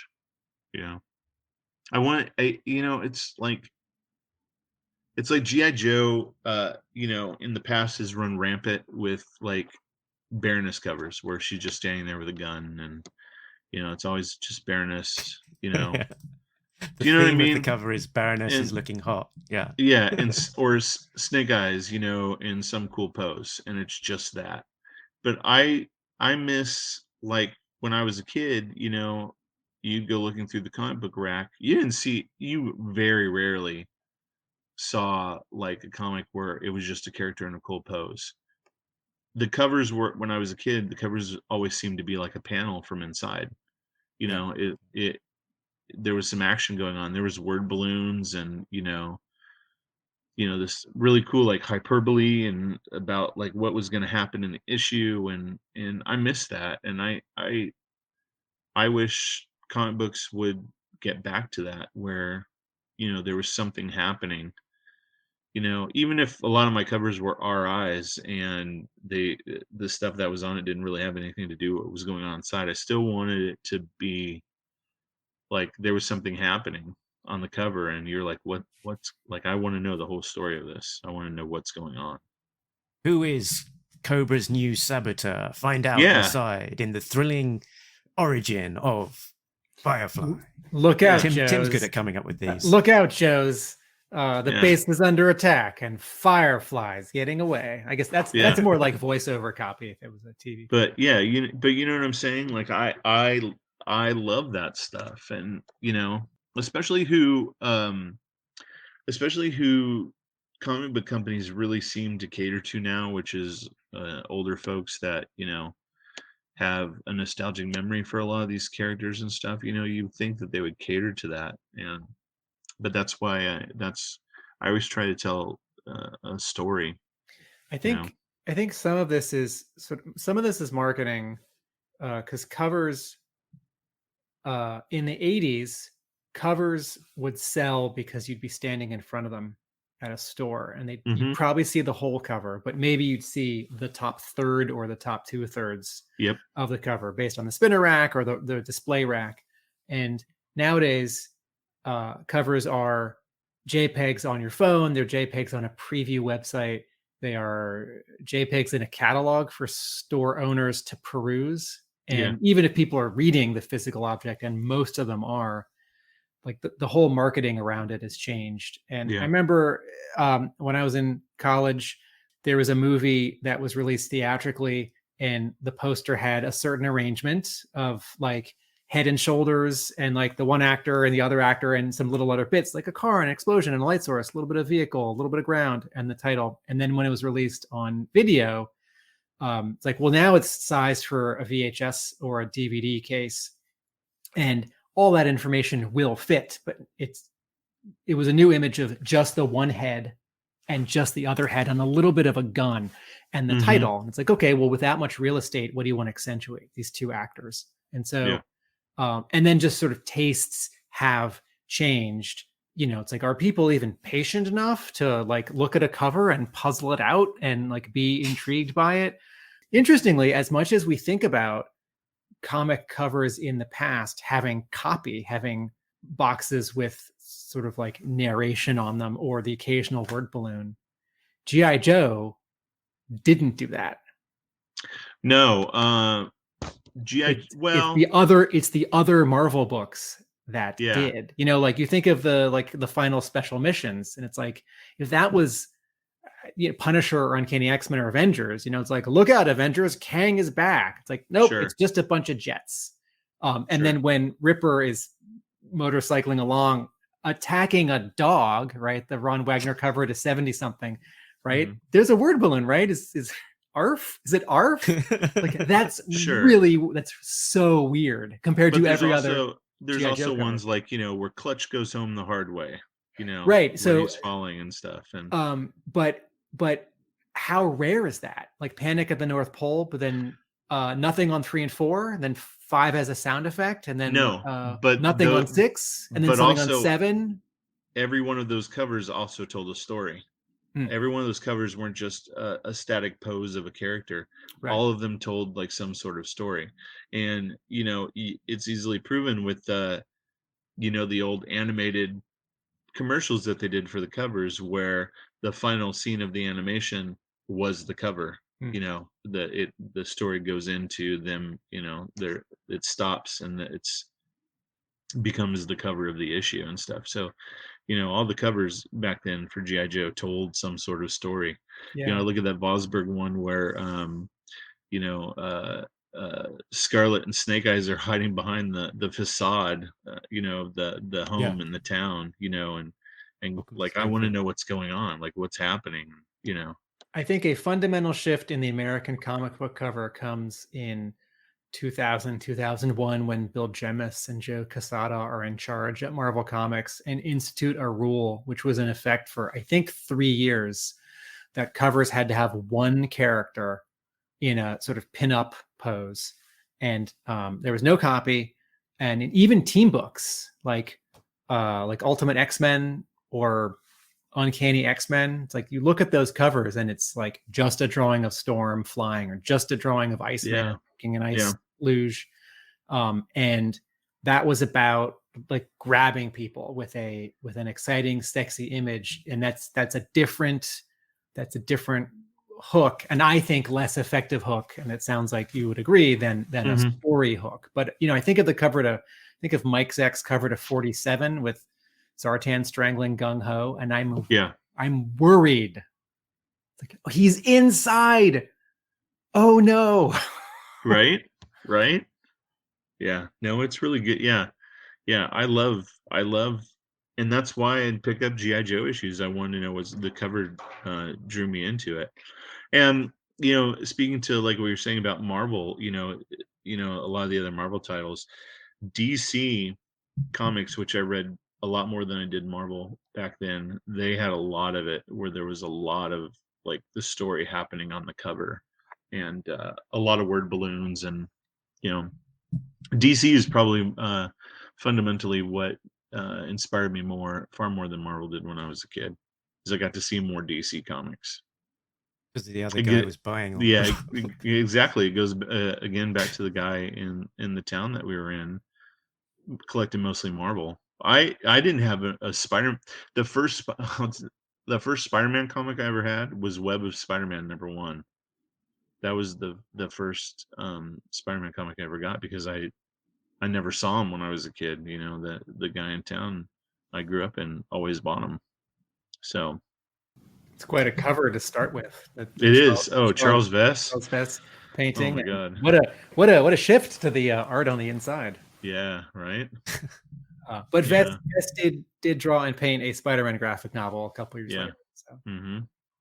Now, we can't let you go before we talk about some of the connected covers as well, which is possibly what you've become best known for. So you've had sort of a series of 3 encompassing many issues, sort of starting with the original 13, then a G.I. Joe huge lineup, all hands on deck, and then the Cobra Command series that's gracing the covers as we speak, as they come out. Yeah. How did this idea of you becoming the connected cover guy I was the one dumb enough to say I would do it.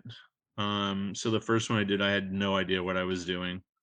You can see already. So we gave them options of like where they were photos taken the day that the team got together and they were laying on a desk. That's why you see it like this. And I kind of regret doing that because I don't like the way they turned out. And then I didn't get a preview for that issue right there in the middle. Otherwise, I would have told them that Tom Sealer's head and the gun have to go in front of the logo. Right. Oh no. Yeah. So I didn't realizing the first time. Yeah.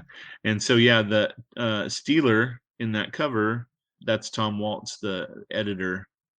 So yeah, he didn't make the cover because nobody caught it, and I didn't see a preview for that issue, unfortunately. Otherwise, I would have had him put it over the top. So that was kind of a bummer. Tim is a general principle, is a fan of things going in front of the cover. But I was about to say that, and then I thought, well, if I say it, everyone will only see the mistake, and then Jamie said it. So that's all I see when I see it is that mistake, and I get frustrated. And then I look at okay, so I would, when I originally approached the cover, I was going to draw them all like that. That was the first day they were finally all getting together, and I was trying hard just to draw them in like kind of static poses where they were kind of doing something or getting ready, and I'm just really unhappy. Like looking back now, just really unhappy at the way it turned out. The characters, I wish I could have drawn them differently, and yeah, it is what it is. You just have to. I mean, it's past the point now. You just gotta let it go. But everybody seemed to love the cover, and I got compliments all the time about it, and people wanting prints of it, and it's crazy. But yeah, there's a lot of stuff I would have changed about it. And then shortly after that, I think you touted a class of 83. Did that come to pass? No. So this is nothing to do with the comic book. This is just kind of a continuation of that. People have been bugging me about doing like a print. It's where the class of 83 is kind of getting together, and the characters, and they're getting ready to go off into battle, and this is kind of an early layout, an early rough of it that I used to let people pre-order the print. It was a limited run, and this is only from like 5 or 6 months ago. Okay. But I'm actually working on that right now, finishing it up. Oh wow. Well, so we've not seen the last of your G.I. Joe for sure then. Yeah, but this has nothing to do with the comic book, but yeah. And this will probably be the last one I do, last connecting cover I do, or connecting piece that's like 6 feet wide. So then the next big one was All Hands on Deck, sort of our precursor to 300, where we've had many living and dead G.I. Joes across, was it 5 issues, I think I want to say? Yeah, it was 5 issues. Yeah, just a mammoth undertaking that we thought Yeah, at that the was time until yeah. you got to 300. Yeah. That one was a What are your nightmare too. That one was an absolute nightmare too. But again, learn from my mistakes for the Cobra cover. and yeah, and the something that worked here and continued across into the Cobra cover is that it you know, while it's a distinct piece on its own, you've also got these dividing segments that makes each cover its own piece in terms of the kind of the background and the themes of the characters, and you know, the the layout that Yeah. each one can work on its own right. Did this sell? Yeah. A long time ago. Hmm. Long time ago. So that was the detail. There we got a cool breeze on that one. And Yeah. then where he's got a great droopy mustache on that. Then Cobra Command, where as we speak, I think 2 issues into this 5-parter in terms of what's on the stand. So me and Tim have already sort of scanned this one in great detail for the first and second parts. And what I really like about this one again is the theme of how you've kind of divided the piece up, that we've had sort of Dreadnoks, Misfits, Cobra, High Command, Red Shadows, and I guess Destro and Mars on the right hand side. So it's each one is a nice, satisfying group in its own right. Yeah, and there's little things hidden in it, like on the top of the temple. It'll be hidden by the logo. But at the top of the temple, there's like the mass device. Oh yeah. In the first cover, there's 2 Hiss tank drivers chatting in the back, and one of them's holding a coffee mug that says "World's Best Cobra." In the Terradrome too, if you zoom in really close to the Terradrome, there's a couple AVAC pilots standing in there. Yeah. What we notice as well is that you're not just don't have one of a single of each of the troops. You've got typically about 3. Yeah, and they all different shapes and sizes. So I've got the snow serpents on screen here. Is there, Jamie? Is there some Trimpy, some Vosberg in the drawing for the Cobra one as well? I feel like some of the inking, some of the body types. Yeah, there's certainly some of that. There's that snow serpent right there is actually an homage to. It's not as close as I'd like it to be, but that's definitely Ron Rudat is influence certainly for that one. Yeah, I love those guys. I love how they did their line weights, and and the details in the costumes and stuff. And it wasn't about all being muscle bound and being a superhero and stuff. They're just real people in those comics when they drew them. So I enjoyed that. Excellent. And is there any other sort of little tidbits of information to draw out on these covers that particularly struck you as you were doing them, and maybe we wouldn't notice as we'd go through them? Oh man, I wish I wish I could remember. It's been a while. Those were a couple of the little Easter eggs, but like again, you can't see the mass device in that one because of the temple.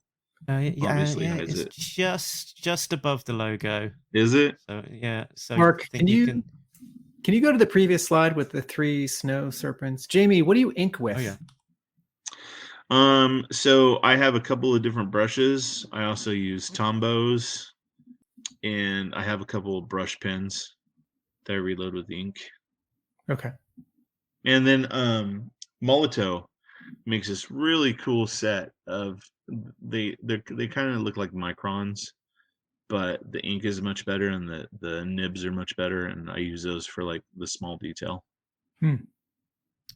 And to close out, I just found a few little other bits and pieces that you've done. So I think this was a Neil Ross print. Yeah, so that was done for Celebworks, who Neil Ross is their client, yeah, that's all characters that he's done in the past. And then you did quite a few Hector Garrido Yeah, those were all. recreations. So some of those were commissions. Some of those were tryouts for Super 7, and some were for Hasbro to show them that I could paint like that. The culmination of that was this piece where you had 4 Garridos in one. Yeah. I kind of used some of his characters to tell a story, and it was them invading Cobra Island, and a firefight ensues, and so yeah, that was a lot of fun, a lot of work, but it was very rewarding. This looks a little bit like the cross sell that never was. Like the tiny folded catalog that would come with a vehicle that would have an offer. It's like, I can get the 4-pack of sci-fi and these other 3 guys invading Cobra Island, right? And you flip it over. It's like, I can also get a ferret. And they also, people will be like, "Oh my God, you did such a good job recreating, one of those little inserts and stuff." I'm like, I didn't recreate it. That was never an insert. They're obviously Hector's, his paintings, but repainted. But yeah, the island and everything, that's all new. Is this acrylic? It's acrylic and gouache. Okay. Yeah. Some ink.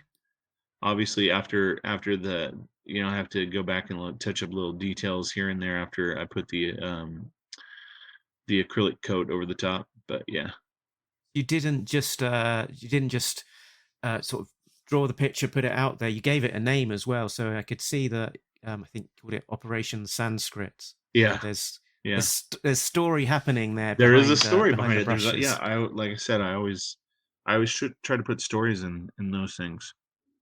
Yeah. So yeah, they're invading Cobra Island and trying to get a hold of one of Cobra's ciphers for all of their coded transmissions and stuff, and that's why Mainframe's along with them. I think I'm getting to the end of it. So there was some cover recreations. The Joe covers that you've been doing. I love the cover, the Zet cover that's in the middle with the guys on the devilfish. I love Mike Zek. And he's actually commented on some of my recreations before, saying, like what a good job I had done, and he thinks it's funny that, so a lot, like with the G.I. Joe covers, a lot of the stuff that's behind like the logo or the barcode was never drawn. They drew, that stuff was already there, so they didn't draw over it or around it. And so Mike was pretty complimentary about, like, man, you did a great job. It looks like, I had drawn the whole thing. And yeah, he's a really great guy too.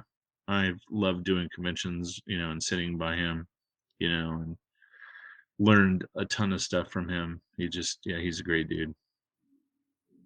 I love the technique that you've done here of just coloring the rectangle and leaving some the surrounding edges black and white. There's this wonderful panel in Jupiter's Legacy from Mark Miller and Frank Whiteley, where they did that fantastically. I don't know if you had that in mind when you did it, but it's a technique. I don't know why people don't do it as frequently as they, perhaps they could. It's just it's kind of like a late 80s thing that you saw a lot in advertising, just a pop of color, and other stuff was black and white. And I just I don't know, I just liked the idea of having something, other than just the black and white line art. But yeah. Right. Then this is your sketchbook, which is that all sold out? You can't get hold of that now. Yeah, those are all gone. They are all gone. And there was one last thing I had, which was I think it was a variant cover to Sierra Muerte. Oh yeah, the Charlie's Angels. Charlie's Angels, of course. Yeah. Charlie's Angels. I think it might have sold better. Like, we went back and forth about the background. Vinny, who colored it for me, he's like, I think I can do the Hector Garrido style explosion, but then they didn't really want that. They didn't think it fit with the way I drew the women. And Cover Girl is actually my youngest daughter, Chloe, in that one. But I think it might have sold better if it was promoted better, because it was a Emerald City Comic Con exclusive, and I did it for Yojo Depot, and he left to the show before we could pick up the comics. So I drove without stopping from San Diego to Seattle, Washington, to drop them off. I slept in the car with my friend for a few hours and then continued the drive and dropped them off at the show for him. And Emerald City didn't really promote it, and he didn't really do a lot to try and sell them. I think they sold 11 copies at the show. And then that was it. And so the rest of them just sat here at my house, and half of them sat, with that company. And yeah, we didn't sell very many. And I ended up using them from here and there as like giveaways and stuff. And yeah, I think we still have probably the print run was only 500 copies, so it was already a low print run. And there's probably only like 150 in circulation. There's a small but I guess eager community on the Facebook boards that I've seen of people searching out for all of the hard to find variants. So this must be for sure one of those that people don't yet realize maybe that's missing from their collection. Right. Yeah. And to go with that whole Baroness thing, Natalie Saunders, I think is her last name. I'm not for sure. Natalie, the same issue, did a Cobra Baroness and decided to turn the cover sideways like mine. And of course that one, everybody wants that one. But yeah, nobody. It's unfortunate too, because I was really happy with how this cover turned out. I thought the three of them looked, like attractive women, but not over sexualized. Yeah, I get that. Alluring. Yeah, I have two girls. I have two daughters, and both of them, enjoy G.I. Joe and all the stuff that I grew up with. And it, I'm not a fan. I'm not a fan of a lot of these IPs, that I grew up with as a child. I don't think that you need to over sexualize the characters for them to be attractive. You know what I mean? I don't think that you need to have, Baroness with her boobs popping out, for guys to buy the book. And the other thing too is, a lot of guys are worried about like G.I. Joe or some of these other IPs ending because not enough kids are into it. So, that's the thing is comic books and toys and animation, you need to get little kids interested in these titles, so they have a future, so they can keep going, so that Hasbro still keep making things. I've told people before that, like, if kids, Hasbro is a company that is designed to make money. That's what they're there for. And if they can't make money selling G.I. Joe toys, then they won't make G.I. Joe toys. That's brass tacks, And so, like, when you have comic books on the shelf and it's just, got the Baroness looking like, super slutty, as a parent, you don't want to buy your 8-year-old that comic book. So that's something to keep in mind. Makes sense. So as we're beginning to wrap up, let me pick out one of the questions that we've had that we haven't talked about yet. So Diana asked, how many friends have you snuck into covers beyond just Tom Waltz there Tons. as Steeler? Tons. We've had some opportunity to. Tons of people. There are a ton of people that work at IDW or just friends of mine that are on the G.I. Joe connecting cover. And there are a few on the cover one, but mostly the G.I. Joe one. There's a ton of people I know on that cover. Because you want them all to look different. And I'm like, you started like, oh man, like, oh my God, I draw all these heads the exact same way. So you're like, hey, I'm going to put you on a cover because I need somebody to look different. That's kind of how it goes. Makes sense. So, thank you so much for your time. Before you go, what do you want to promote? So I'll put up on screen your web store. So the website is going to go through a major upgrade before, I think, right before or right after we drop the poster for the print, the lithograph for issue 300. And then we're going to be offering some CGC packages for issue 300 as well, and the Cobra connecting cover. But they can reach out to me on Facebook or Instagram. That's the best way to get a hold of me, through Messenger or through Instagram messages, either one of those. And they can find the links to both my Facebook page and Instagram right on my website, which is jsianddesign.com. The print for 300 probably will go up for sale at the end of this month. Okay. And I think we're only doing a limited print run of 100. Ooh. Yeah. 75 people just got anxious on the internet with their itchy mouse fingers. It's funny. Excellent. Anything else you want to shout out before we head off? Excellent. So thank you so much for your time. Thanks for having me. It's been great to dig into it, and definitely as expected, didn't run out of things to talk about too quickly. I'm sure we could have gone on if we didn't hold ourselves back. So excellent, and thank you as always, Tim, for joining me as well. So Tim, as a reminder, where can people find you when you're not talking about G.I. Joe things? Video essays on TV and movies at our YouTube page, which is Atomic Abe Productions. My comic book store in Somerville, Massachusetts is Hub Comics, and my G.I. Joe blog is realamericanbook.com. Fantastic. And if people are new to us, the website to find out more is talkingjoe.co.uk. That is the place that has links to everything.